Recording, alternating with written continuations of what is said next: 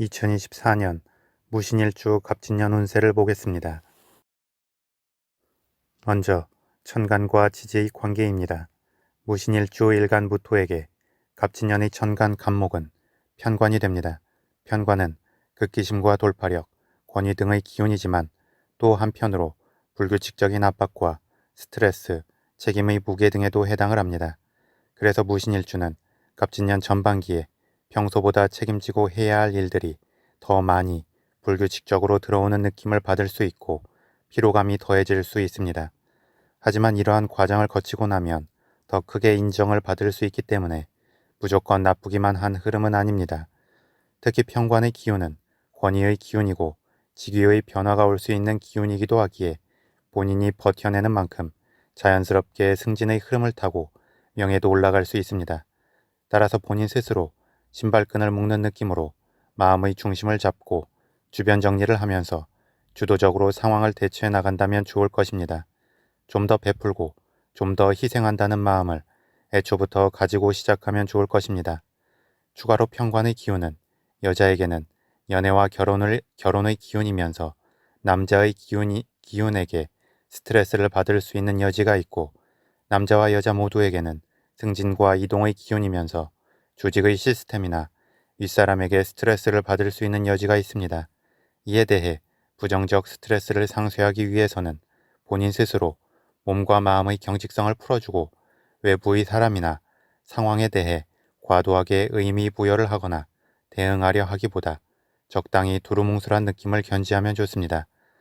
다음 무신일주에게 갑진년의 지지인 진토는 비견이 됩니다.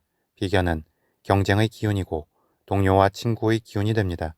그래서 무신일주는 하반기로 갈수록 강력한 경쟁심과 주체성이 커지고 외부의 자극을 받을수록 강력하게 투쟁심을 보일 수 있습니다.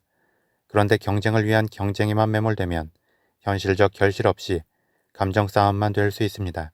특히 전반기에 편관의 압박을 지나온 만큼 자신이 양보하고 희생한 것에 대한 보상 심리로 나타날 수 있습니다. 그만큼 마음의 성급함이 생길 수도 있고 자신의 존재감을 알리기 위해 필요 이상의 지출을 할 수도 있으며 독단적 움직임을 보일 수도 있습니다. 따라서 무신일주는 갑진년 하반기로 갈수록 마음을 다독이고 기다리고 주변의 이야기를 경청하는 느낌을 베이스에 깔고 움직이면 좋습니다. 그러면 자연스럽게 천간의 갑목 편관의 압박도 상쇄하면서 마음의 조급함도 조절하게 되고 상황을 넓게 관주하면서 차분하게 나아갈 수 있을 것입니다. 다음 무신일주 일지 신금은 갑진년의 지지인 진토와 함께 신자진 지지 삼합에 속하는 글자가 됩니다. 그런데 지지 삼합의 기운에 있어 중심이 되는 도화살의 글자가 없어도 지지 반합이 된다고 보는 시각도 있고 도화살의 글자가 한 개는 있어야만 지지 반합이 성립한다고 보는 시각도 있습니다. 개인적인 소견으로는 신금과 진토의 경우 자수의 글자가 없다면 지지 반합이 완전히 이루어지지 않는다고 생각합니다. 다만 도화살의 글자가 없어도 다른 두 글자가 지향하는 기운이 무엇인지 알 수 있습니다. 그리고 그 지향하는 기운의 장단점을 파악하여 각 기운 간의 조화로움을 찾고 본인이 나아가야 할 바를 정하면 됩니다. 그래서 무신일주 일지 신금과 갑진년의 지지인 진토는 지지 삼합에 근거하여 수기운을 지향하고 이 수기운은 일간무토에게 재성이 되기 때문에 일간무토가 균형함을 갖고 신금과 진토 간의 조화로움을 찾기 위해서는 재성의 느낌을 견지하면 좋습니다.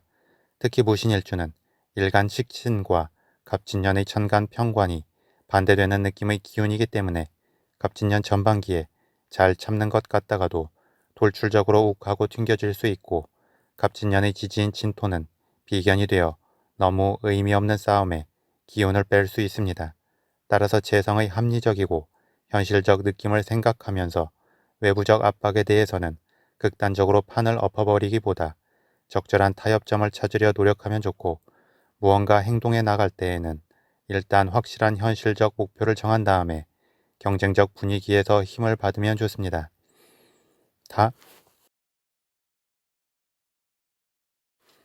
다음 신살의 작용을 보겠습니다.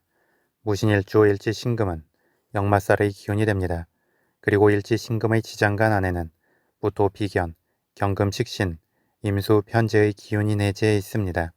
그런 만큼 무신일주는 자신이 목표로 하는 바를 이루기 위해서 움직임이 많아질 수 있고 그러한 움직임 중에 더 많은 소통을 꿈꾸기 때문에 자연스럽게 언어 감각도 좋아질 수 있습니다.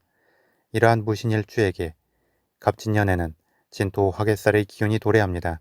화개살의 기운은 잠재적 역량이 크고 명예를 추구하는 특성이 있습니다.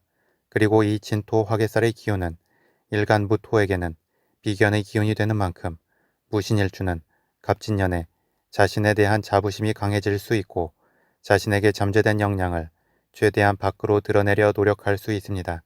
이는 자연스럽게 결실을 담을 그릇의 크기를 커지게 하는 것인 만큼 본인 스스로 감정적 조급함만 조절하면서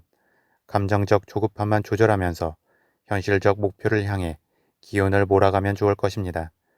다음 12신살의 관점에서 무신일주 일지 신금을 기준으로 갑진년의 지지인 진토는 화개살이 되고 일지의 신금은 지살이 됩니다.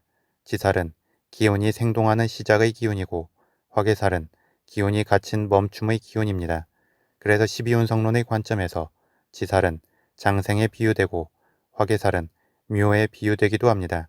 이는 아기와 어른의 만남, 학생과 선생님의 만남과 같은 관계가 됩니다. 이는 무신일주 일지 신금의 기운을 자연스럽게 압박하고 깨우는 역할을 하게 될 것이고 화개살의 잠재된 기운을 밖으로 이끌어내는 관계가 될 것입니다. 다만 지살의 기운과 화개살의 기운은 각자의 세상에서 따로 노는 느낌도 있기 때문에 두 기운이 만날 수 있도록 적절히 압박하고 풀어줘야 합니다. 그런 만큼 무신일주는 전반기에 평관의 압박이 결코 나쁜 게 아닙니다. 평관의 압박 속에서 자연스럽게 자신을 단련하고 다음으로 나갈 수 있는 입지를 굳히게 되기 때문입니다. 다만 여기에 더하여 본인 스스로 유연함과 융통성을 가지려 노력하면서 너무 극단적 흐름이나 감정적 흐름으로 치우치지 않도록 하면 좋습니다. 마지막으로 12운성론의 관점에서 보겠습니다. 12운성론의 관점에서 무신일주 일지 신금은 병이 됩니다. 병은 병상에 누운 환자와 같은 상태입니다. 물론 실제 병이 나서 문제가 생긴다는 의미는 아닙니다. 심리적 상태가 환자와 같은 상태이기 때문에 다른 사람의 고통을 잘 이해할 수 있는 공감 능력이 발달하게 되고 자신이 살아온 경험에 대해 차분하게 조언해 줄 수 있으며 상황을 관조하는 능력이 좋습니다. 하지만 또 아픈 환자는 때로는 기분이 침체되고 마음의 변덕을 부리는 것처럼 이 병의 기운도 상황에 따라 극단적인 마음 변화가 올 수 있습니다. 그리고 무신일주는 갑진년에 관대의 흐름이 도래합니다. 관대는 갓 사회에 나온 청년의 느낌이 됩니다. 그래서 겁이 없고 에너지가 넘치며 추진력이 좋습니다. 하지만 경험의 완숙미가 없기 때문에 무모하거나 좌충우돌할 여지도 생깁니다. 그런데 무신일주의 병의 기운 입장에서는 이 관대의 기운이 반갑습니다. 자신이 침체된 기운을 강하게 북돋아줄 것이기 때문입니다. 또한 갑진년의 관대의 기운도 병의 기운을 통해 너무 무모하게 에너지를 소진하는 것을 방지할 수 있고 독단적이고 고집스럽게 가려는 마음도 조절하면서 주변을 품을 수 있습니다. 더불어 지지 삼합에 근거하여 병과 관대의 기운은 일간무토를 기준으로 자수 태의 기운을 지향하게 됩니다. 태는 엄마의 뱃속에 아기의 씨앗이 자리 잡은 상태인데 아직 신체 발현은 안 된 상태입니다. 그래서 잠재적 에너지와 가능성은 크지만 불안정한 느낌이 있습니다. 하지만 이 태의 강점은 불안정하기 때문에 유연하게 반응할 수 있습니다. 따라서 무신일주는 갑진년을 맞이하여 너무 완고하게만 행동하려 하지 말고 항시의 유연함을 견지하고 언제든 타협할 수 있는 마음 자세를 가지면 좋습니다. 그러면 자연스럽게 큰 기운의 충돌 없이 원활한 흐름이 생기면서 실속 있는 결실을 얻을 수 있을 것입니다.